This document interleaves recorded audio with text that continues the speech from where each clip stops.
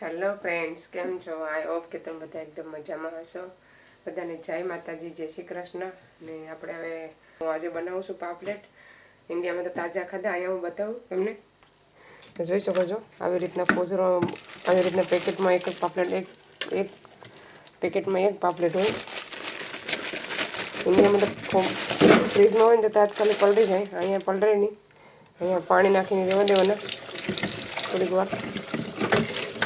ચાલો આપણે આજે બનાવવાનું છે પાપલેટની રેસીપી, જોઈ શકો છો. તો ચાલો પલળી જાય પછી હું કટિંગ કરી નાખું, મોડ રાખું, પછી બતાવું કેવી રીતના પાપલેટની રેસીપી બનાવું. વિડીયો સારો લાગે તો લાઇક, શેર, સબસ્ક્રાઈબ કરી દીજો. ચાલો હવે આપણે મસાલા લઈ લઈએ બધા. પહેલાં ધાણા જીરું પાવડર નાખવાનું છે 3 ચમચી. 3 ચમચીને થોડુંક વધારે લેવાનું, 4 ચમચીમાં થોડુંક ઓછું. પછી લેવાનું છે હળદર પાવડર,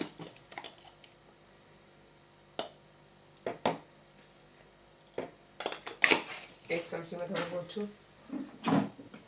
પછી રેડ ચીલી પાવડર,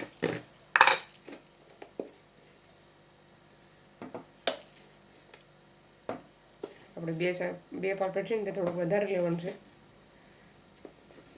3 ચમચીને થોડું વધારે, 3.5 ચમચી. બધાને આપણે મિક્સ કરી નાખવાનું.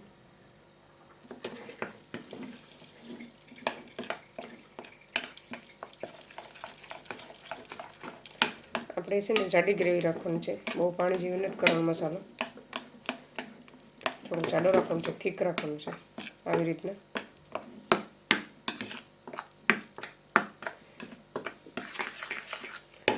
ચાલો મસાલો રેડી થઈ ગયો, મૂકવાનું ચાલુ કરીએ આપણે શાક. ચાલો તો મેં તેલ લઈ લીધું છે 4 પાવડા. હવે લવણ એડ કરી દેવાનું, લવણને થવા દેવાનું.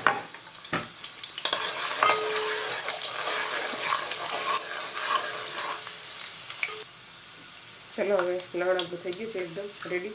હવે મસાલો એડ કરી દેવાનો.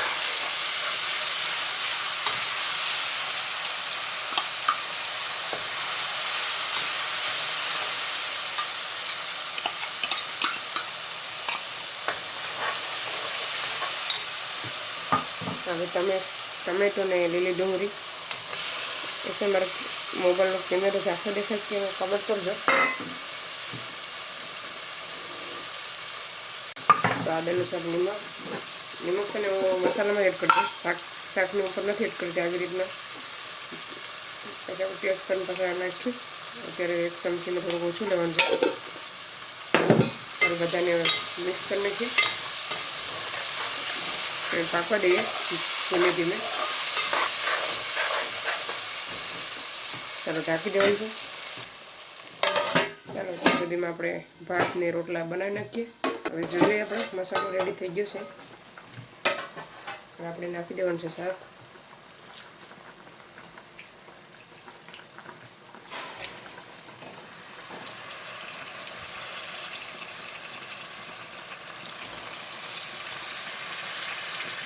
હવે નાખવાનું છે હિંગ,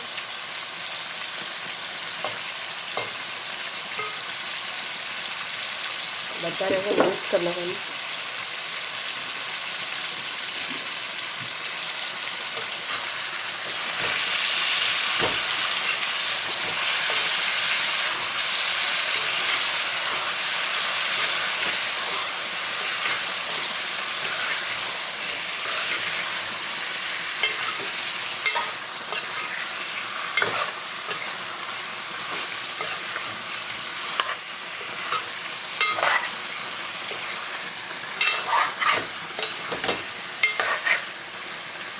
ચલો હવે મસાલામાં રહેવા દેવાનું થોડી વાર, 1 થી 2 મિનિટ. ચાલો હવે આપણે શાકનો મસાલો એકદમ બેસી ગયો છે. પાણી એડ કરી દેવાનું છે.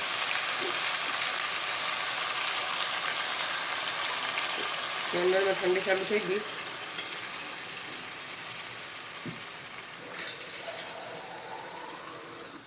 આપણે એક કરશો ને થોડુંક એડ કરવાનું છે, 1.5 કરશો જેટલું.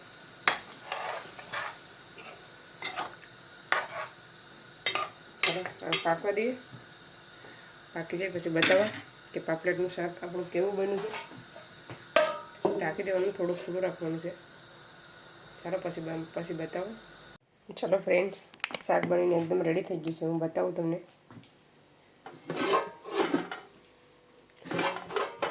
આગળ જ બંધ કર્યું, ટિફિને કાઢી લીધું મેં, જોઈ શકો છો. શાક એકદમ રેડી થઈ ગયું છે. મસ્ત મજાનું બન્યું છે આપણું શાક. મસ્ત મજાનું શાક બની ગયું. તો ચાલો આ વિડીયોને અહીંયા સેન્ડ કરીએ. તમને અમારા પાપલેટનું શાક કેવું લાગ્યું? સારું લાગે તો લાઈક કરો, શેર કરો, સબસ્ક્રાઈબ કરો. મળીશું નવા વિડીયોમાં. ત્યાં સુધી બાય બાય, જય શ્રી કૃષ્ણ.